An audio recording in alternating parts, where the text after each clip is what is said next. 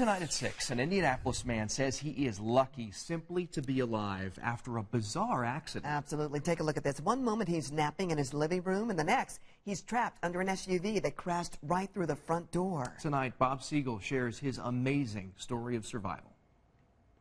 I'm very fortunate. Anything could have happened that night. What did happen to Dan Klein last Thursday night is terrifying.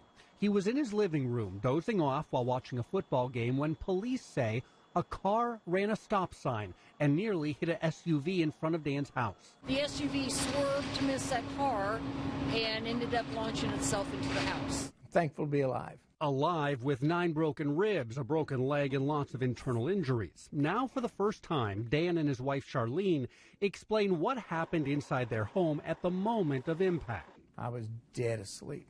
Dan says he didn't hear anything, but his wife sure did. It was just like a sudden boom, and the house just shook. The car, when I remember, was stopped over me. I was smashed between the car and the stairwell, but I couldn't breathe. I was just barely getting air. I thought perhaps the furnace had exploded, or I thought something maybe had dropped out of the sky. I didn't understand that this car came flying up into the house. Charlene, at the time, was upstairs. And so I just jumped up and ran down there real quick and looked. She could see the car over me, but she couldn't see me. I didn't see him anywhere, so I just started screaming.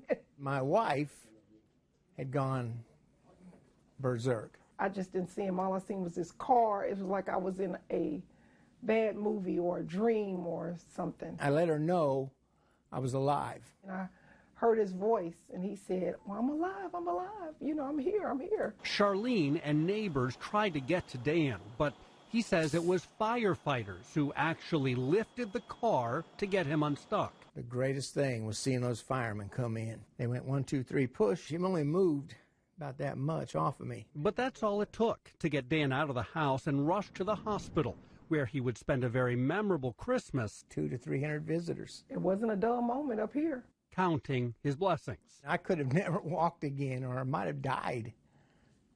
Because once that car comes through the wall, you don't have any defense. Yeah, I reflect on that a lot. I'm very fortunate.